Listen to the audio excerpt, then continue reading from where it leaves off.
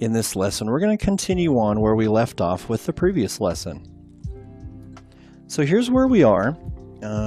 We've got these channels out. We've got this channel out down there. We need to deal with this area right here and this one up here as well. So what we're going to do is kind of determine what we actually need here and what we don't need. We know that we're going to need this center line because it's going to correspond with this corner and that corner. We're going to need our edge here because it corresponds with that corner, and this one corresponds with that corner.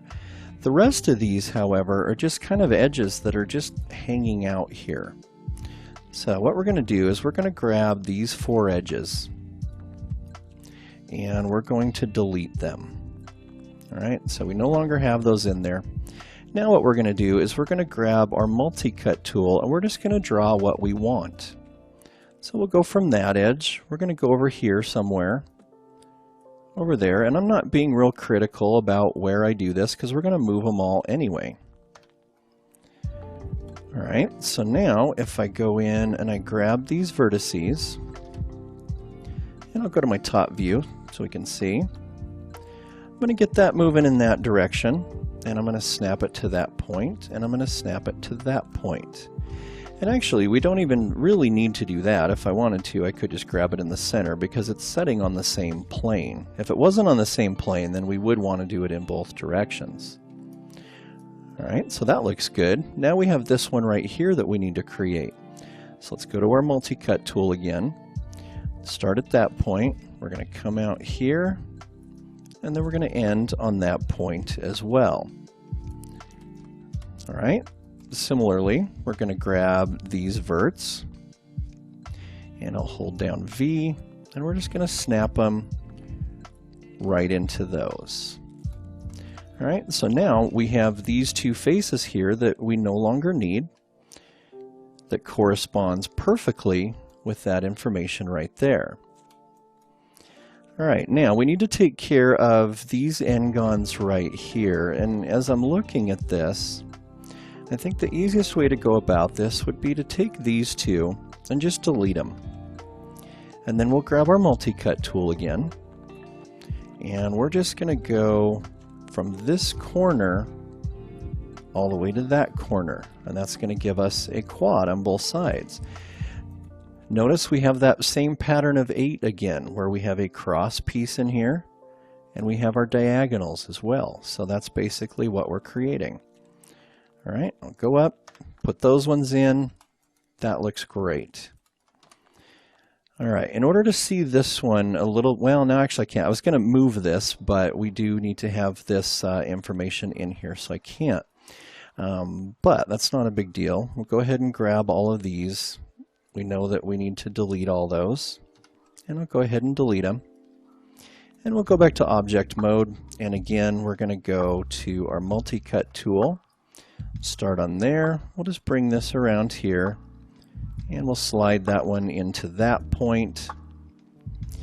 And as well, up here, we're going to start one that goes like that. And now we can grab all of these points and move them into position. Alright, so I'm going to hold down the V key, and I'm going to pull all these to where they need to go. Right there, that one will go in there. Alright, we can grab our multi-cut tool one more time here and do our diagonals, just like we did on the other side. Pull that one down. And then we're going to have a few extra faces here. Let's make sure these are zeroed out. I'm going to pull that off there. And I'm going to take and delete those two faces. And now we've created this shape using this shape. Alright, so at this point in time, we can go ahead and merge these together. So I'll select all this geometry, and I'll go to Mesh, Combine. I'll do Control A to go into my attribute editor, and I'm in the shape node. I'm going to display borders on this just so I can see where all of those borders are. I'll bring that number up a little bit so we can really see them. All right, now I'm going to go in and I'm going to grab all of these verts, and I'm going to go and I'm going to blend all these together by doing Edit Mesh, Connect Components. And you see we have, or sorry, not Connect Components. We want to merge those components.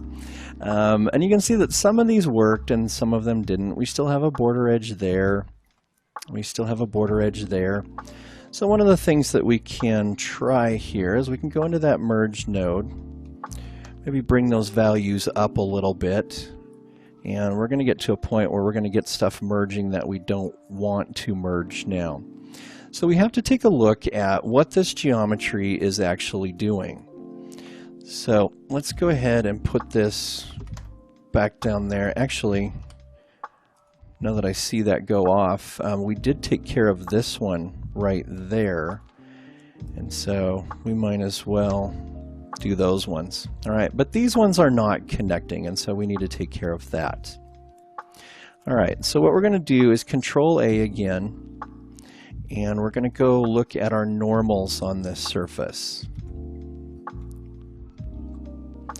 All right, so what you can see here is these normals are facing up, these normals are facing down. So I'm going to want to grab all of these faces, and we're going to reverse the direction on them by going to Normals, Reverse, and you can see that took care of those ones, so those are good. We do still have a problem with these ones over here. All right, so let's take a look at these, and what's going on here is, if you'll notice, we have an edge that's stopping right at this point. So it's creating a big n-gon right here. So let's go in and turn our normals off. So you can see that we need that split running in that direction.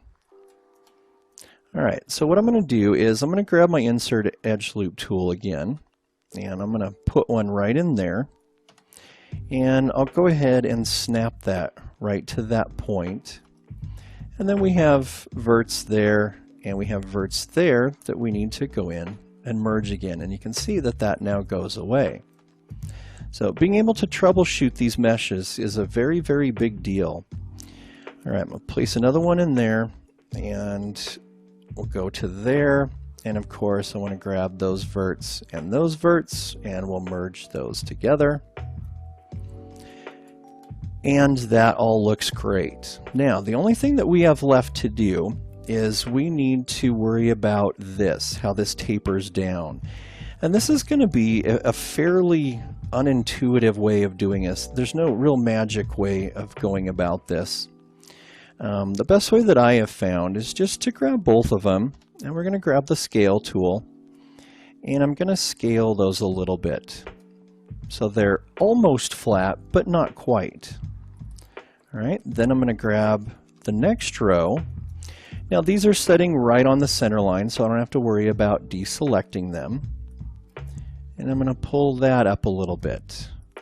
And then I'm going to continue that idea all the way through. And what you want to do is you want to just keep looking at this from all angles and see what you're getting. Let's go ahead and fill this in. That'll help us to visualize this a little bit better. And to do this, I'm just going to go up to Mesh Tools, to my Append to Polygon tool, and I'm just going to fill these in like that. So now what we want to do is we want to just start to rotate around this and see if we're getting a nice smooth transition all the way up around here. And so to edit this, you would just want to start grabbing some of these edges. On this one, make sure you don't get extras. So we just want those and those.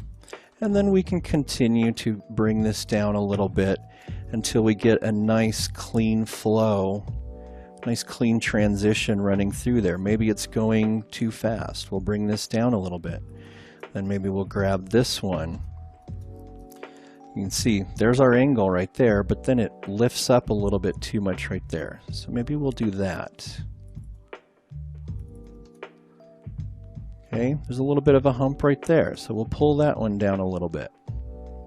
Maybe we need to do these as well. And grab those and do the same exact thing. Get those down just a little bit. So just keep an eye on this, start rotating around, see if you have a nice even transition going through those. All right, now we'll go ahead and we'll hit the 3 key, and this does get pretty mushy, so there's a few things that we're going to want to hold here. We'll grab this entire edge right here, going all the way through there, and we want this one going all the way through there, like that. Those are the edges that we want to put bevels on to hold a little bit more. So we'll go to Mesh Tools, pardon me, Edit Mesh, under Edges, and we'll bevel that. And we'll jump to our bevel node, and we'll put 2 sections in there. And actually, I kind of like the distance that it gave on this, so we'll go ahead and keep that. We'll hit the 3 key, and we do have a few extra faces here that we need to get rid of. And that one there. We'll go ahead and turn wireframe on shaded off. And you can see that we have created a really nice shape here, transitioning through here. And that all looks good. All right, so there's a look at how we can use primitive objects to create very, very complex objects. We just need to go in and analyze the forms and pick out what primitive objects we can use beforehand. See you in the next lesson.